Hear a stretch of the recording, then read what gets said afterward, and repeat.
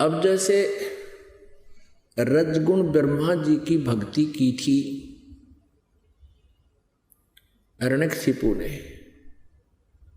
राक्षस कहलाया, अपने पुत्र का शत्रु बन गया और कुत्ते वाली मौत मारा गया।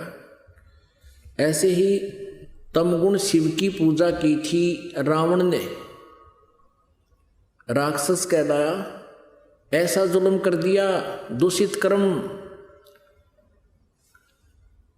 अपनी ही माता को उठा ले गया। यानी भगवान शिव की पूजा करता था। ब्रह्मा जी, विष्णु जी, शिव जी, ये तीनों भाई हैं, बड़ा ब्रह्मा, बीच वाला विष्णु, छोटा शंकर। अब भगवान विष्णु की पत्नी माता हुई, क्योंकि जिसको वो इष्ट मान रहे थे शंकर भगवान को, उसका बड़ा भाई, और रावण पुजारी। ऐसे ही इस तमगुण शिव की पूजा की थी भस्मागिरी ने। भगवान शिव जी के महल के सामने, गेट के सामने, सिर आसन पर, ऊपर ने पैर, नीचे को सिर करके 12 वर्ष खड़ा रहा उल्टा। एक दिन पार्वती जी की प्रेरणा से, प्रार्थना से भगवान शिव ने उस भस्मागिरी से पूछ लिया कि तू क्या चाहता है, मांग, तूने जो मांगना है, मैं तेरे से प्रसन्न हो गया हूं। अब भस्मागिरी ने कहा कि भगवान आप वचनबद्ध हो जाओ तब मांगू। भगवान शिव जी ने सोचा भी तपस्वी आदमी है, के मांगेगा, एक सिद्धि मांग लेगा, दे दूंगा। भगवान शिव जी ने कहा ठीक है भाई, मांग ले, मैं वचनबद्ध हो गया। तभी उसने वो साधना त्याग दी, खड़ा हो गया और कहा कि आप अपना भस्म कंडा दे दो। भगवान शिव जी के हाथ में एक कड़ा था, उसमें ऐसा सिद्धि युक्त कर रखा था भगवान शिव जी ने कि जिसके भी सिर के ऊपर वो ऐसे करके भस्म कह दे, वो जल जाता था, नष्ट हो जाता था, भस्म हो जाता था। इस बात का ज्ञान था भस्मागिरी ने।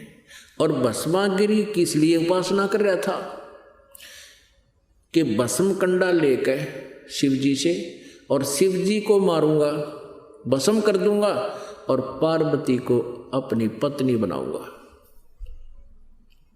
अपने आत्माओं विचार करना इन बातों पे। इससे नीच कर्म और क्या होगा? अपने इष्ट की पत्नी पर ही बुरी नजर।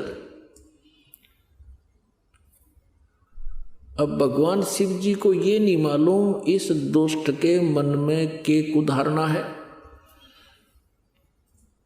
और इनको अमंत्रियामी कहें। ब्रह्मा विष्णु में इसको अमंत्रियामी कहा करते, इसे होया कर अंतर्यामी। और फिर इनको अविनाशी कहते थे। अब ज्यों ही भगवान शिव ने कड़ा उसको दे दिया और कहने लगा भस्मागिरी के, होले शिव जी होशियार, तुझे मारूंगा, पार्वती को पत्नी बनाऊंगा। भगवान शिव जी डर के भाग लिए, भयभीत होकर अपनी जान रक्षा के लिए दौड़ लिए, स्पीड खींच दी। आगे आगे भगवान और पाछे पाछे पुजारी, जग खाट ठानते। अब ये जो अविनाशी होते, इन भागण की आवश्यकता थी? अभी तक इनके विषय में जो ज्ञान इन नकली गुरुओं ने दिया वो कति अज्ञान भर रखा हमारे अंदर। इनकी जीवनी में लिखा दास तो पढ़कर सुना रहा आपको। फिर भगवान ने पार्वती रूप बनाया, भस्मागिरी के सामने खड़े हो गए। भस्मागिरी से बोले कि रुक जाओ, अब शिव जी तो तेरे पास आएगा नहीं, उसको तो इतना भय है कि जब तक तेरे पास खड़ा है वो निकट नहीं आएगा। अब भस्मागिरी का तो उद्देश्य यही था कि पार्वती मिले मुझे। आगे आपको इस कथा का पता ही है कि भगवान ने फिर उसको गंडहत नाच नचा के और उसी कड़े से उसका हाथ ऊपर ले आकर के ऐसे नाच इस हाथ को ऊपर कर, इसको नीचे कर।